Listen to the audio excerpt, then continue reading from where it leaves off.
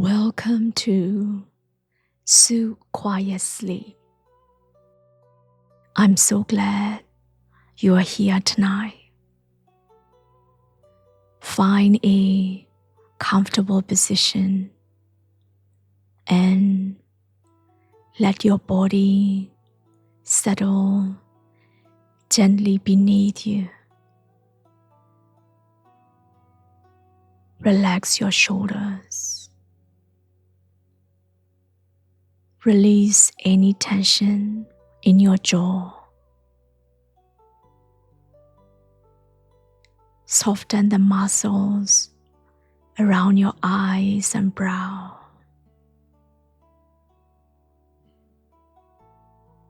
Take a slow breath in through your nose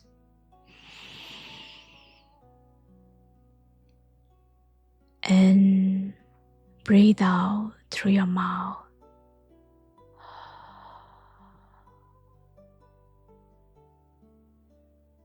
With each steady breath, the sounds of your day begin to fade quietly into the background. There is nowhere else you need to be tonight. Now, let yourself drift softly into tonight's story.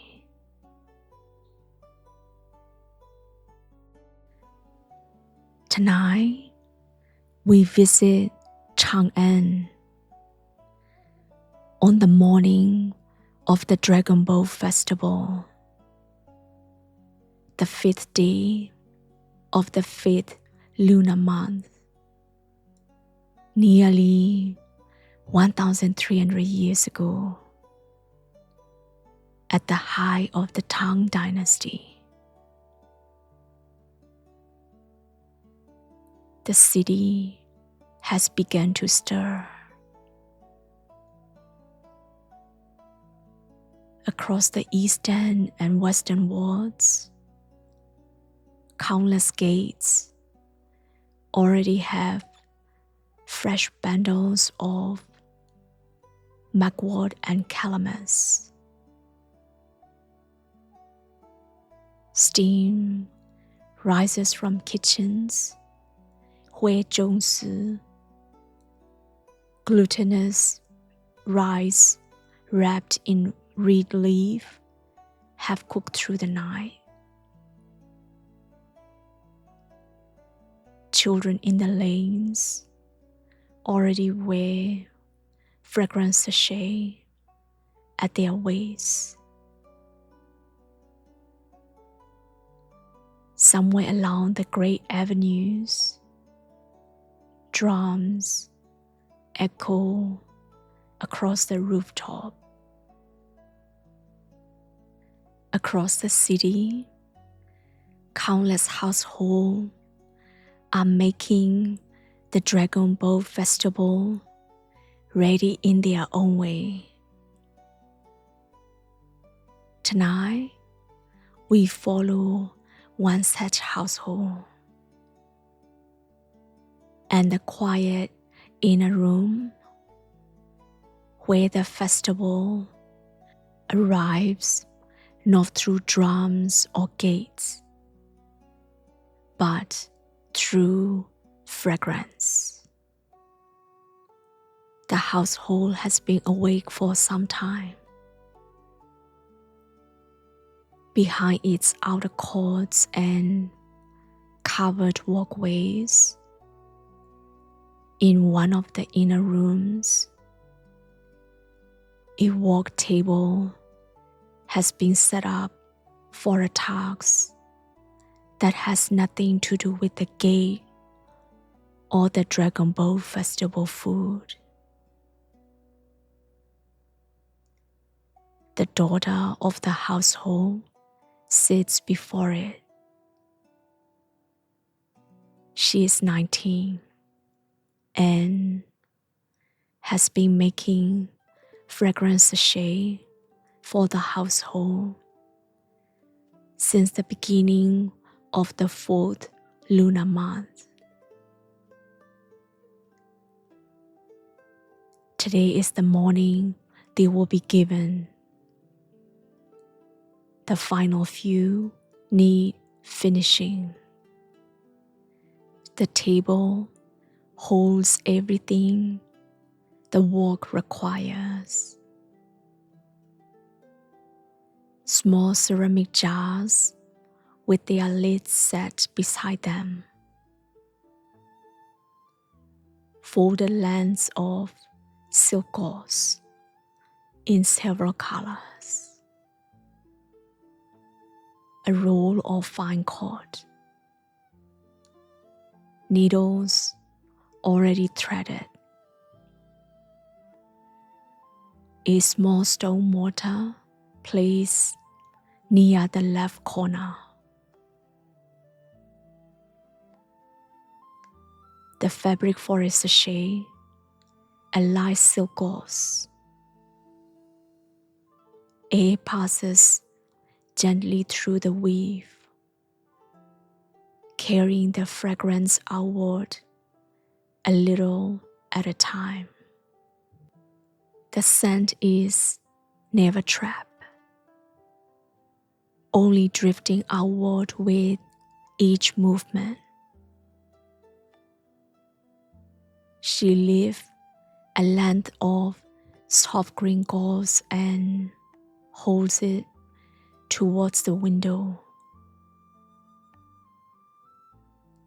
Morning light passes through it in a gentle wash of color, casting a faint pattern across her hand. The fabric is almost weightless. She has cut lengths of several colors over the past month. Crimson for her parents and grandmother. Saffron yellow for the household seniors' attendants. Soft green for herself. The embroidered panels are finished and folded the previous evening. The last of them completed by lamplight when the household had grown quiet. Only the swing of the final few, the fillings, and the tying remain. 3 ceramic jars stand at the table's left edge. Their lids placed beside them. The first jar holds Chinese angelica root, the dry slices, pale and light, carrying a faint sweetness. The second holds calamus, the same plant that hangs above the compound gate this morning, ground into a coarse powder with flecks of green still visible among it. The third jar contains a small amount of agarwood and camphor. The camphor rests in delicate white flakes that catches the morning light like a touch of frost. She opens the mortars and walks the 3 together. Light strokes first, just enough to combine them. Then, steadier pressure. The angelica and calamus release their fragrance right away. Fresh and green. The agarwood and camphor take longer.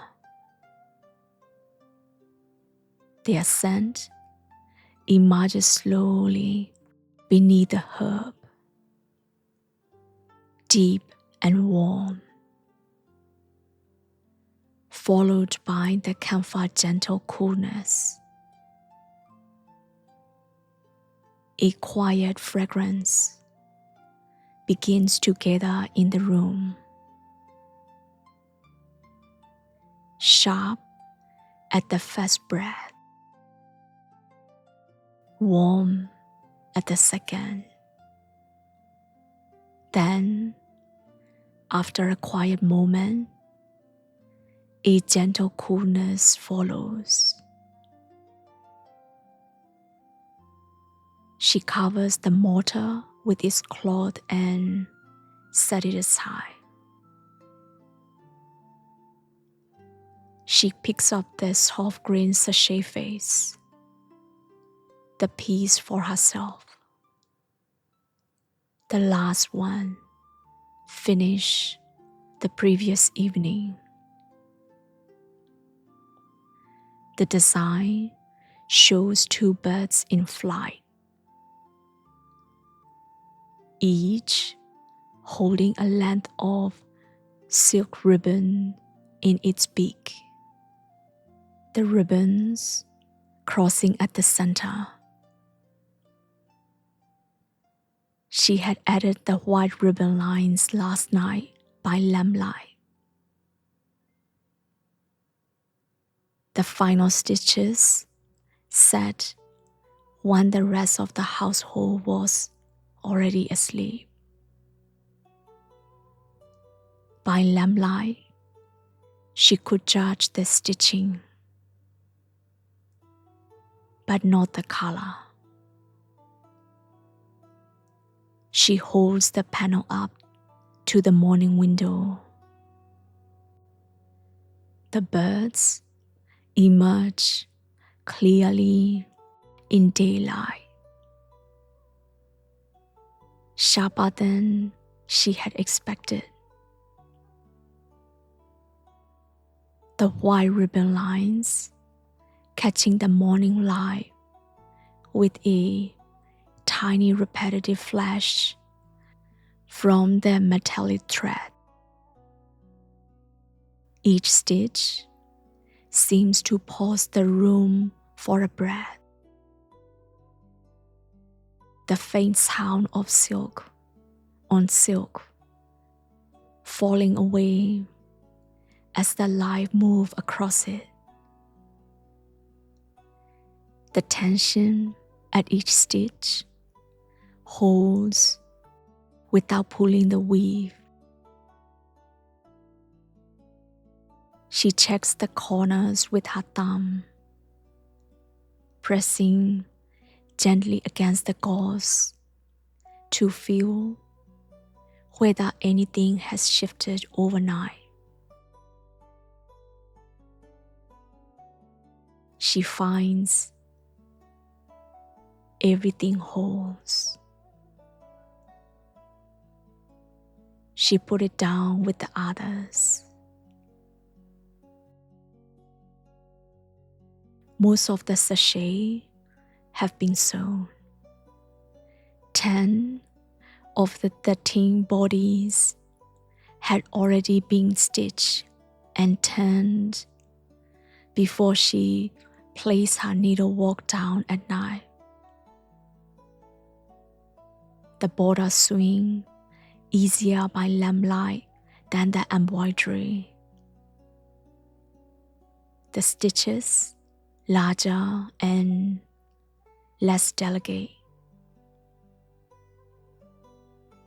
3 remain, set aside because the feeling was to be ground fresh this morning.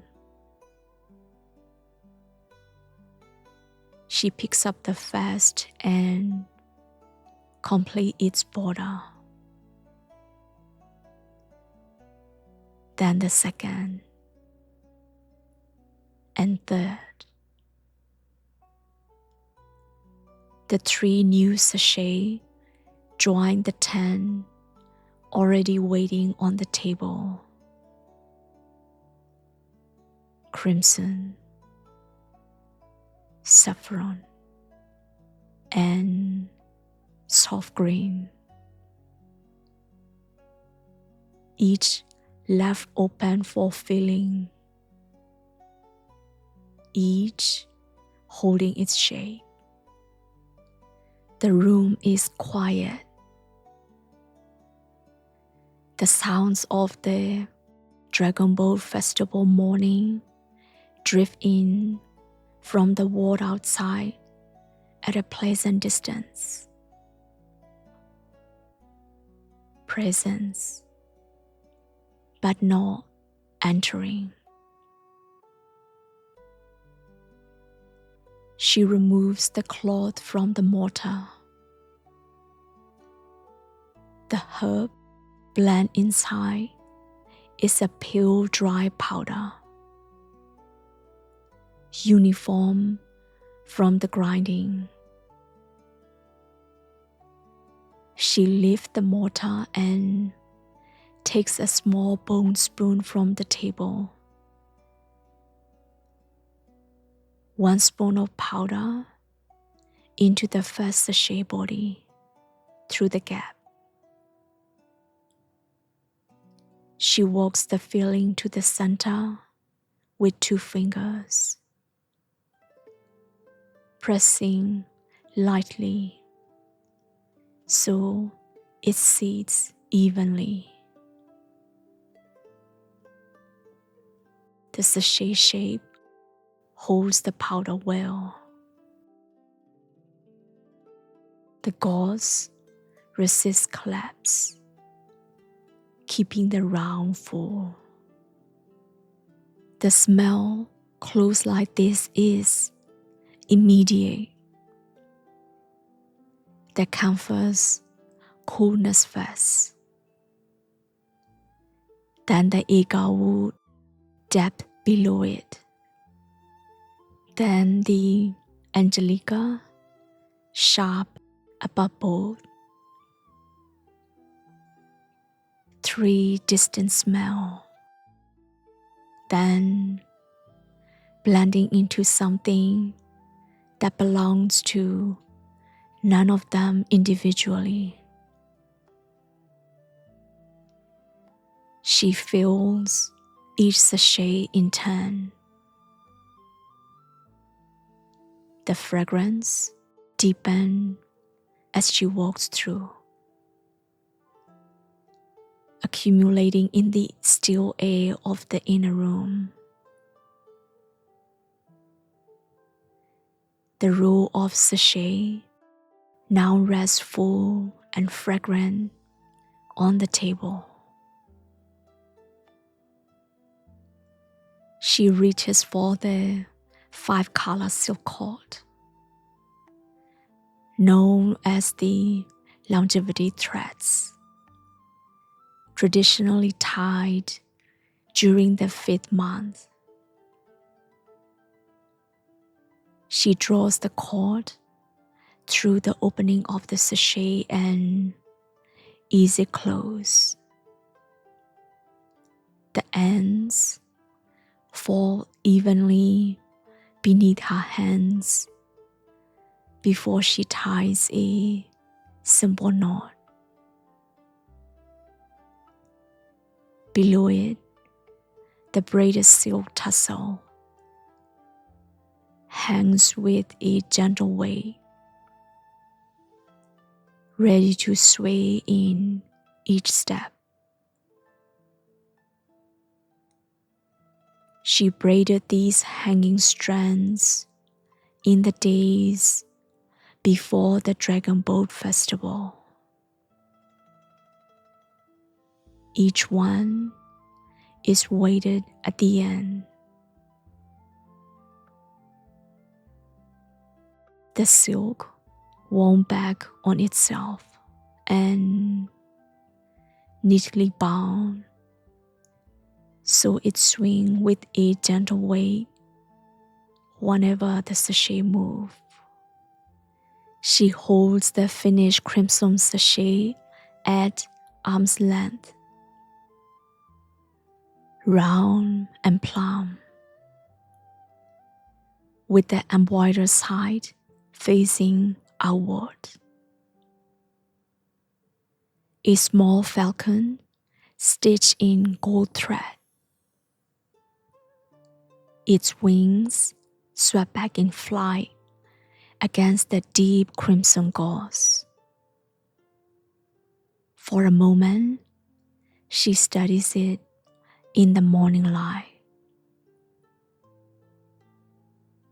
Soon, the remaining sachets are finished as well. Before her, a row of finished sachets stretched across the table. Some are large, some no bigger than the palm of her hand. 13 sachets in total, made over the past month and finished on Dragon Boat Festival morning. The largest are for her parents and grandmother. The mid-size are for her sisters and senior attendants.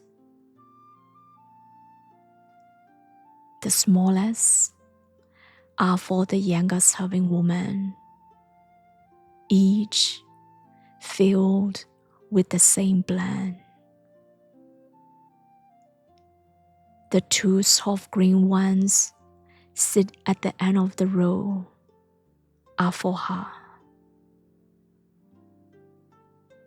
She picks one up and hangs it from the cord at her waist.